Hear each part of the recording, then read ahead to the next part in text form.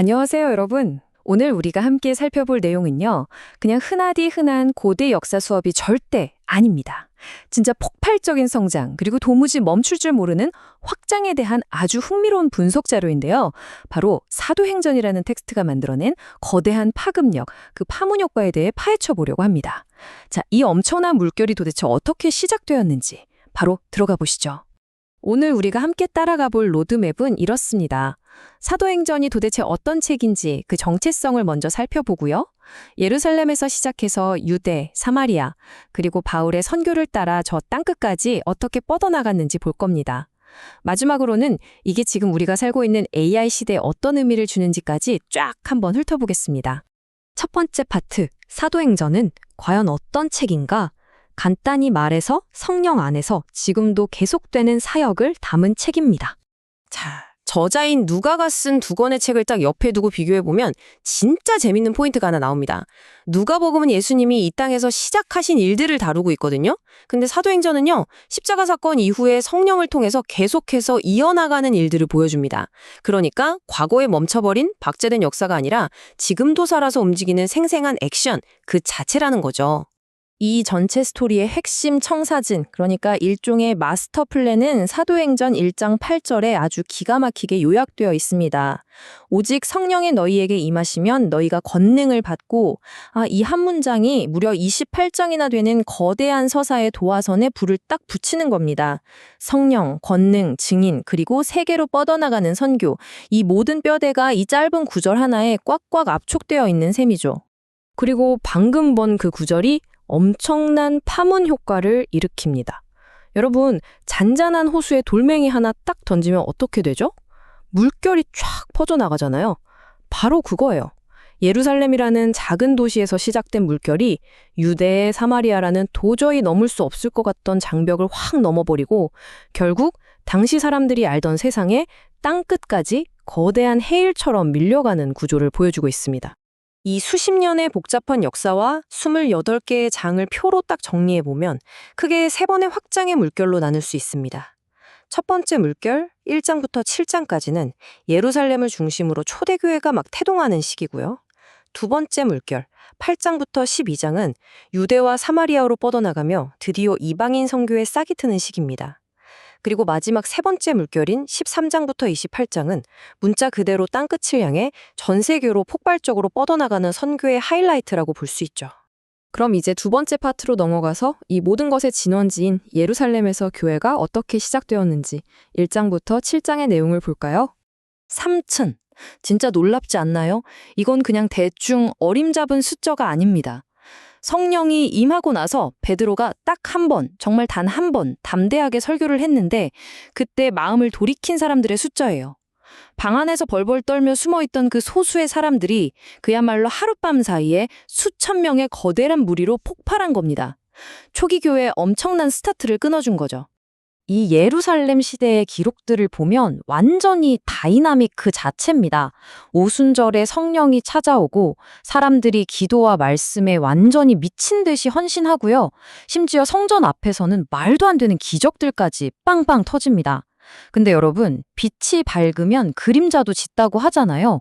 스데반의 순교 사건이 터지면서 이들에게도 첫 번째 위기, 아주 극심한 핍박의 불길이 번지기 시작합니다. 세 번째 파트. 유대와 사마리아로의 확장입니다. 8장부터 12장까지 본격적인 이방인 선교가 시작되는 부분이죠. 여기서 정말 기가 막힌 역설이 하나 등장합니다. 사실 종교 지도자들은 핍박을 가해서 교회의 싹을 아예 밟아버리려고 했거든요. 근데 어떻게 됐을까요? 이 핍박이 오히려 사람들을 예루살렘이라는 그 편안하고 안전한 울타리 밖으로 강제로 튕겨나가게 만들었습니다. 결과적으로 인간의 핍박이 확장을 돕는 강력한 연료가 돼서 도저히 무너질 것 같지 않던 민족적, 문화적 장벽을 깨부수고 두 번째 확장의 물결을 만들어낸 거죠. 완전 전화위복 아닙니까? 빌립이 사마리아에서 전도하고 베드로가 이방인 고넬료를 만나는 이런 엄청난 일들이 다 이때 일어난 겁니다. 네 번째 파트는 땅끝까지 향하는 바울의 선교입니다. 13장부터 28장에 이르는 복음이 세계화되는 과정을 보여줍니다. 이 세 번째 거대한 물결의 주인공은 바로 한때 교회를 핍박했던 사람에서 역사상 가장 위대한 선교사로 변신한 바울입니다. 이 타임라인을 한번 보세요. 1차 여행에서는 갈라디아 지역을 훑고 2차에서는 마게도니아와 고린도를 지나면서 드디어 유럽이라는 낯선 대륙에 발을 내디뎌요. 3차에는 에베소를 중심으로 엄청난 부흥을 일으키죠. 그러다 결국 예루살렘에서 체포되고 마는데, 아니 근데 잠깐만요. 체포된 게 실패가 아니었습니다. 이 체포 덕분에 당시 세계의 최고 중심지 로마 황제의 턱밑까지 합법적으로 압송돼서 그곳에서 복음을 전하게 됩니다. 정말 소름 돋는 전력적 흐름 아닌가요? 5번째 파트. 자, 그럼 도대체 사도행전의 어떤 특징들이 이런 폭발적인 성장을 이끌어냈는지 한번 짚고 넘어가 볼까요? 대체 뭐가 이런 말도 안 되는 지리적 확장을 가능하게 만들었을까요? 비결은 이 4가지 핵심 특징에 고스란히 녹아 있습니다. 철저하게 성령님이 이끌어 가신 성령의 책, 무슨 일이 터질 때마다 가장 먼저 무릎 꿇었던 기도의 책, 모든 장벽을 가뿐히 뛰어넘은 선교의 책, 그리고 마지막으로 감옥이나 죽음의 위협 같은 고난조차도 복음이 퍼져나가는 걸 단 1도 막지 못했다는 거 증명하는 고난의 책. 이게 바로 확장의 진짜 원동력이었습니다. 그런데 말이죠. 28장 마지막 즈음에 바울이 로마에서 가택연금 상태로 갇혀 있으면서도 아주 당당하게 복음을 전하는 장면이 나오거든요. 근데 거기서 텍스트가 갑자기 뚝 하고 끊겨버립니다. 진짜 급작스럽게 마무리돼요. 도대체 왜일까요? 왜 결론도 없이 이렇게 열린 결말로 끝맺음을 한 걸까요? 이 도발적인 질문이 계속 우리 머릿속을 맴돌게 됩니다.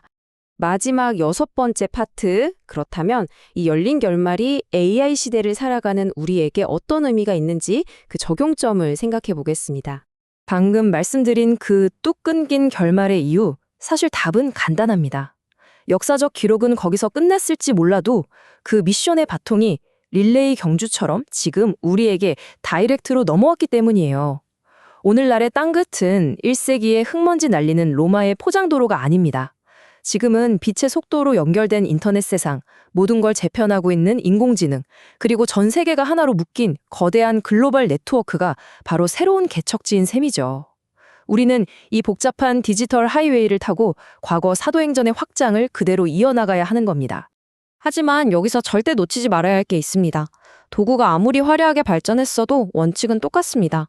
기술은 그저 도구일 뿐, 진짜 핵심은 예수 그리스도라는 사실 말입니다. 우리가 쓰는 도구가 글로벌 네트워크나 초고대 AI로 아무리 진화를 거듭해도 이 거대한 스토리를 진짜로 움직이는 힘은 말씀, 기도, 그리고 성령이라는 변하지 않는 본질에서 나온다는 사실, 이거 하나는 꼭 기억해야 합니다. 자, 이제 오늘 분석을 마무리하면서 여러분 각자에게 아주 본질적인 질문 하나를 던져보고 싶습니다. 오늘 내 삶을 통해서 하나님은 과연 누구에게 이 복음이 흘러가기를 원하실까? 사도행전의 기록은 분명 열린 결말로 끝이 났죠. 하지만 그 멈출 줄 모르는 파문효과의 29장, 그 다음 스토리는 바로 지금 이 시대를 살아가는 여러분의 손에 달려 있습니다. 여러분은 오늘 이 질문에 어떤 답을 써내려 가시겠습니까? 한번 깊이 고민해 보시길 바라면서 저는 다음 시간에 더 흥미롭고 인사이트 넘치는 자료를 들고 다시 찾아오겠습니다. 지금까지 함께 해주셔서 감사합니다.